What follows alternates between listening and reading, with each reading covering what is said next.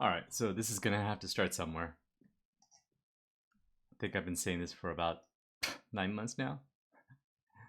All right, let's do it.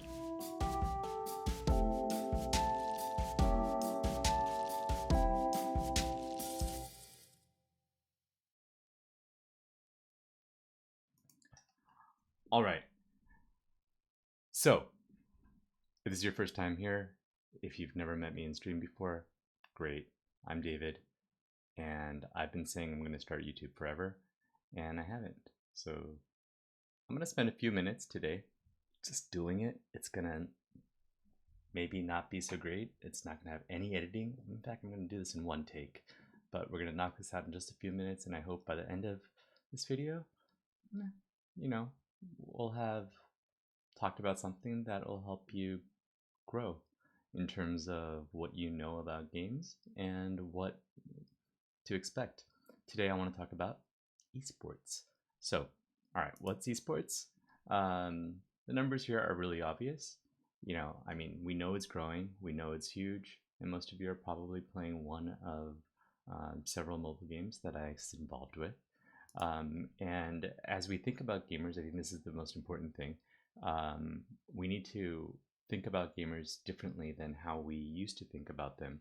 Like, for example, many of you may actually fit into the left side of the category here, but if you look at the broad esports, we're not just young male, single, unemployed, and living with parents anymore.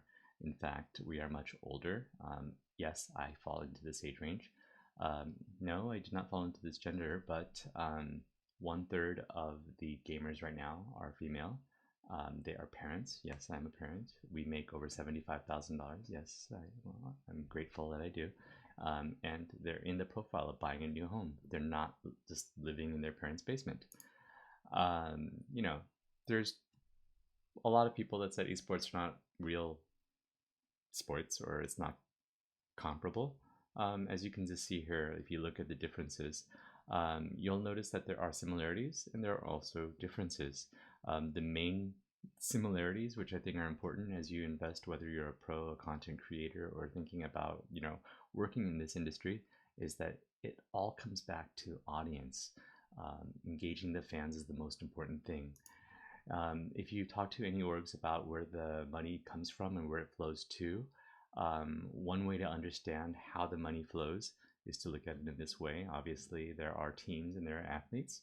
There are different game titles. And as they play these titles, they eventually start to play in tournaments, which are broadcast on different platforms. But eventually, all of these platforms are for the fans, the pros, casters, gamers, players, whatever you want to call it, and people actually watching them. And there's another source of revenue here from the people who are actually tipping or donating or sending bits or however you may.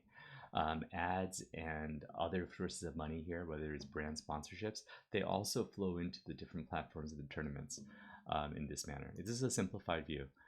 If you want to think about where mobile fits into all of this and PC games and totally the evolution from back in the 80s and 90s when we were talking about Space Invaders and Quake, yes, they actually had tournaments. Space Invaders had a tournament, Quake had tournaments, even Warcraft had leagues. And then as you saw in the 2000s, esports finally started making its way into the mainstream with over 100,000 concurrent viewers for StarCraft. These were kind of LAN parties and internet rooms or internet PC cafes.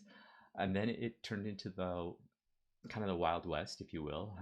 This is where we started having sudden burst of hypergrowth.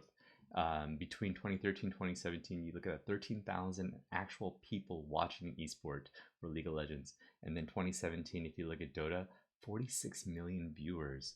And a lot of brands, a lot of agencies, a lot of platforms started to put their money into this. Twitch was acquired by Amazon.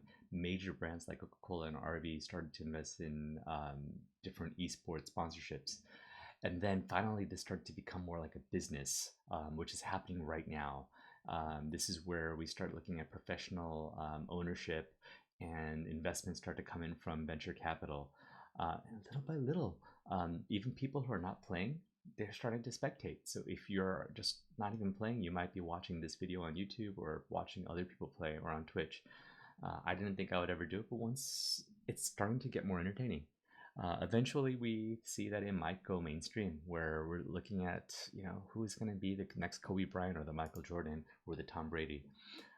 If these numbers might not mean anything to you as a gamer, but if you're thinking about interviewing or if you're thinking about a career, think of this. The total industry size is huge. It's $144 billion. That's gaming. And that's still growing at like 8% every year. That's insane growth.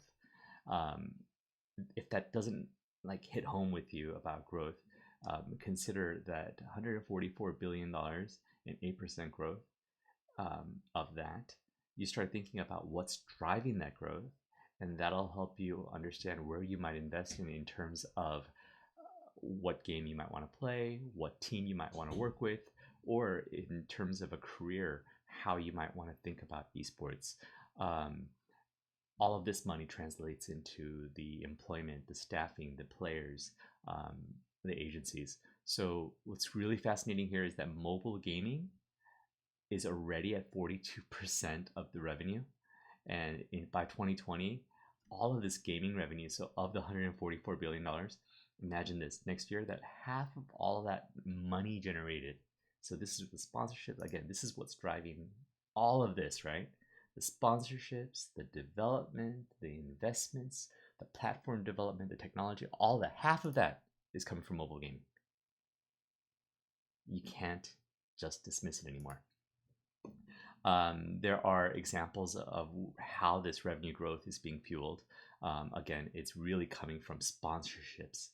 It's coming from advertising and game publisher fees. It's becoming less about the title itself. So the title itself is becoming more like a social platform. We don't pay to use Instagram, but it generates tons and tons of money. It's because of one thing: audience engagement. People are engaged with the platform. The game is a platform. Where is this really growing? Where is the revenue really flowing from? The top three markets are US, China, and Korea. Not just from size, but even just from maturity of the market. Korea, as you know, South Korea, it's where they just had the Brawl Stars World Finals. But also, if you look at the history of esports there, you'll see it's very mature. This is where StarCraft and esports kind of started its history. The big titles driving this are League of Legends, Counter-Strike, and Dota 2, but it's not just the prize money again. Think about where the money's flowing from, and you'll kind of see that there is a lot of growth to be seen. All of this, again, I think it's worth asking why, and it's really because of all of the fans. The What's driving that $144 billion industry? It's based off of these enthusiasts and engaged audience members. They're just not occasional viewers or players anymore. We're talking about people that are really watching um, more than once a month, participating in leagues, amateur leagues. Maybe they're not pros, okay?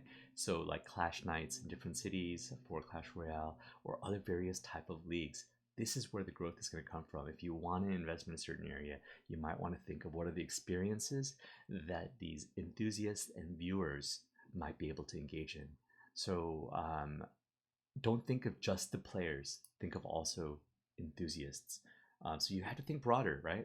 We're not thinking of that young, male living in the parents' bedroom trying to figure out how to do that latest trick or tip or trick shot or whatnot.